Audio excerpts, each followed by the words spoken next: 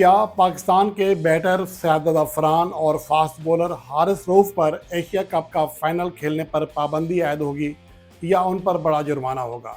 इसके हवाले से बीसीसीआई ने नई एक जंग का आगाज़ कर दिया है। अब देखना यह है कि आईसीसी में पाकिस्तान क्रिकेट बोर्ड अपने इन दो प्लेयर्स का मुकदमा कैसे लड़ता है।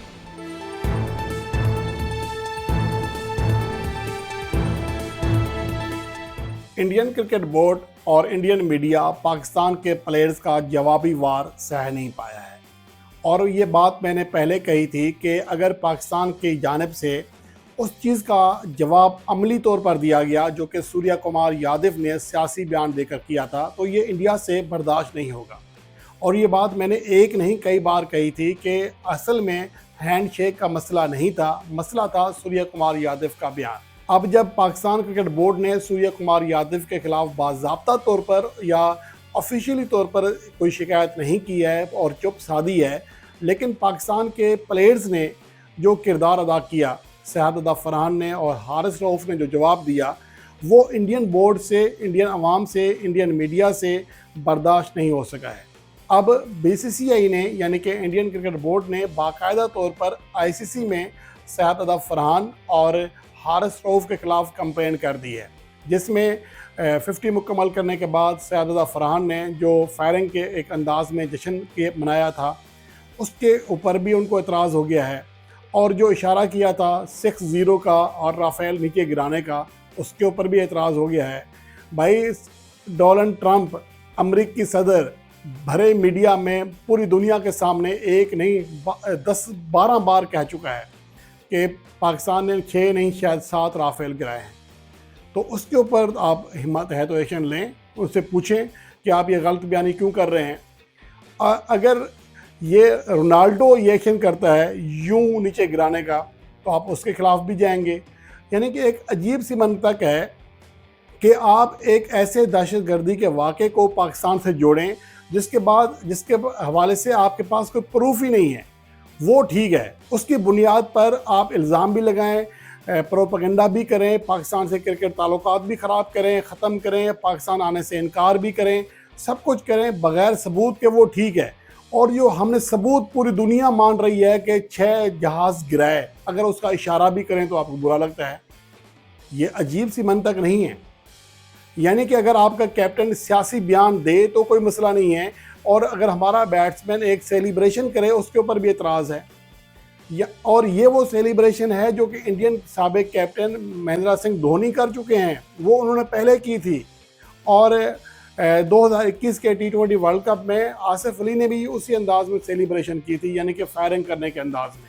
अगर आपसे ये बर्दाश्त नहीं हो रहा तो मुझे ये समझ नहीं आ रहा है कि अगर पाकिस्तान ने फाइनल में इंडिया को शिकस्त दे दी तो ये क्या करेंगे। ये अजीब सी मंतक है कि आप अपनी ही दवाई का जो टेस्ट है चखने पर मजबूर हुए हैं, या अपनी खोदी हुई कब्र में, खोदे हुए घड़े में गिर रहे हैं, तो अब आपको परेशानी हो रही है। ये बात मैंने उसी वक्त कही थी जब सूर्या कुमार यादव ने इस तरह की हरकत की थी, सियासी बयान दिया था, हैंडशेक नहीं किया था। हैंडशेक को दफ़ा मारें, लेकिन अगर आपने एक सियासी बयान क्रिकेट के प्लेटफॉर्म पर दिया है तो ये तो पाकिस्तान क्रिकेट बोर्ड की बुज़दिली है कि अभी तक सूर्या कुमार यादव के खिलाफ कोई एक्शन नहीं लिया, क्योंकि ये इवेंट एसीसी का था और एसीसी के जो सदर हैं वो मोहसिन रज़ा नकवी हैं। ये उनकी नाअहली कह लें या उनके वो नहीं उन्होंने एक्शन लिया, तो एक्शन होना चाहिए था कि इस तरह का आप बयान किस तरह दे सकते हैं। और जो शाहिद अफरान ने किया या हारिस रऊफ ने किया वो तो कुछ भी नहीं है उसके मुकाबले में। लेकिन बीसीसीआई आईसीसी के पास पहुंच गया है कि यार ये देखिए, हमें क्या रुलाएंगे क्या, हम पहले परेशान हैं। यानी कि अजीब सी बात है कि अगर एक मतलब सेलिब्रेशन कर रहा है तो उसके ऊपर भी आपको तकलीफ़ है। आपके खिलाड़ी गालम गलोच दे रहे हैं, अभी अभिषेक शर्मा बैटिंग के दौरान गाली गलोच कर रहे थे, उसके ऊपर कोई मसला नहीं है। आपका कैप्टन सियासी बयान दे रहा है, उसके ऊपर भी मसला नहीं है। अगर एक इशारा करता है राफेल गिराने का, तो इसमें क्या है, तो ये नहीं गिरा क्या? ये तो अब सारी ज़िंदगी आपको ये बात सहना पड़ेगी।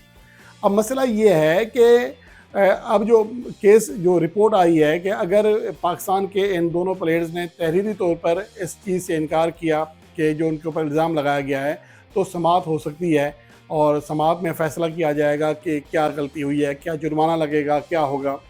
लेकिन कमाल की बात यह है कि पाकिस्तान क्रिकेट बोर्ड ने इतला तो हैं कि सूर्य कुमार यादव के खिलाफ भी पाकिस्तान क्रिकेट बोर्ड ने कंप्लेंट की है, लेकिन वो कंप्लेंट कहाँ की है, कोई ऑफिशियली इसका अनाउंसमेंट नहीं हुआ, कोई रिकॉर्ड नहीं है। तो बहरहाल पाकिस्तान क्रिकेट बोर्ड को इस हवाले से ख़ुद को मजबूत रखना चाहिए, बल्कि मैं तो ये कह रहा हूँ कि ईंट का जवाब पत्थर से देना चाहिए। अगर सूर्य कुमार यादव ने माफ़ी नहीं मांगी है, उनके खिलाफ कोई एक्शन नहीं हुआ है, तो पाकिस्तान के कैप्टन जो बातों में सिर्फ बातों के खिलाड़ी हैं, वो क्रिकेट के मैदान में तो कुछ कर नहीं पाते हैं, कम से कम यहाँ ऐसा बयान दे दें कि जो एनकाउंटर हो, सूर्य कुमार यादव के उस बयान का एनकाउंटर हो। इतनी हिम्मत तो कर लेना। जब उनके खिलाफ एक्शन नहीं हो रहा, जब उनके खिलाफ कोई बात करने के लिए तैयार नहीं है, तो जब ये केस जाएगा तो हम कह सकेंगे हमने तो इसका एनकाउंटर किया है। तो कम से कम इतनी हिम्मत तो दिखा दें। तो बहरहाल ये जो कुछ हो रहा है कि साहिबजादा फरहान के सेलिब्रेशन की वजह से और हारिस रऊफ के इशारों की वजह से जो भारतीय बोर्ड, भारतीय मीडिया तिलमिला उठा है, इसका मुझे इम्कान यकीन था। और मैंने ये पहले कहा था कि अगर पाकिस्तान क्रिकेट बोर्ड ने सूर्य कुमार यादव का एनकाउंटर किया, बेहतरीन अंदाज में जवाब दिया, तो आपको बड़ा मज़ा आने वाला है। अभी मज़ा शुरू हुआ है। अभी भारतीय बोर्ड की जो चीखें हैं अभी, या भारतीय मीडिया की जो चीखें हैं, अभी तब मज़ा आएगा जब पाकिस्तान टीम फाइनल मैच में इंडिया को शिकस्त दे देगी। ये तो इंडिया अंपायर के साथ मिलकर खेल रहा है। अगर उस मैच में फ़खर जमान खेल जाते, 40-50 रन ऊपर कर जाते, तो उस मैच का रिज़ल्ट मुख्तलिफ हो सकता था, लेकिन अंपायर ने क्लियरली आउट था नहीं आउट दिया। तो आप तो अंपायर के सहारे जीतते हो। आपने तो अपने मैच रेफरी भी अपना रखा होता है, अंपायर भी अपना रखा होता है, टीवी अंपायर भी अपना रखा होता है। इसमें कोई शक नहीं है कि इंडियन टीम बहुत अच्छा खेल रही है, लेकिन उनको इतना भी पता है अगर हम अच्छा नहीं खेल सकेंगे, कहीं कोई खिलाड़ी हमारे लिए मुश्किल बनेगा, तो हमारा मैच रेफरी, हमारा टीवी अंपायर, हमारा फील्ड अंपायर बैठा है। जो पहला मैच हुआ था पाकिस्तान का ग्रुप स्टेज में, उसमें 3 ऐसे फैसले थे जो कि क्लियरली पाकिस्तान के बैट्समैनों के अगेंस्ट दिए एक ही अंपायर ने, और तीनों जो है रिव्यू के ज़रिए वापस हुए। और वही अंपायर जब टीवी अंपायर बना, थर्ड अंपायर बना, उसने क्या किया, फ़खर जमान का क्लियर नॉट आउट, उसे आउट करार दे दिया। तो ये वो चीज़ें हैं जो कि भारत की इन फतूहात में एक धब्बा है। ठीक है, मैं इस बात पर यकीन मानता हूँ कि इस वक्त इंडियन टीम सबसे बेहतरीन दुनिया में क्रिकेट खेल रही है, लेकिन उनके अंदर हौसला होना चाहिए। उनके अंदर ये हौसला होना चाहिए, उनके बोर्ड के अंदर, उनके प्लेयर्स के अंदर ये हौसला होना चाहिए कि अगली टीम हमसे मुकाबला करे तो फेयर गेम हो। ऐसा नहीं कि आप अंपायर भी अपने खड़े करें, अंपायर भी आपके हक़ में फैसले देने वाले हों और उस फतह को आप सेलिब्रेट भी करें। फतह वो होती है जो दुनिया माने, जैसे कि राफेल 6 त्यारे गिराए और पाकिस्तान का कोई नहीं गिरा, इसलिए सिफर 6 एक ऐसा ये नंबर है जो कि हमेशा इंडियन हुकूमत को, इंडियन मीडिया को याद रखना चाहिए।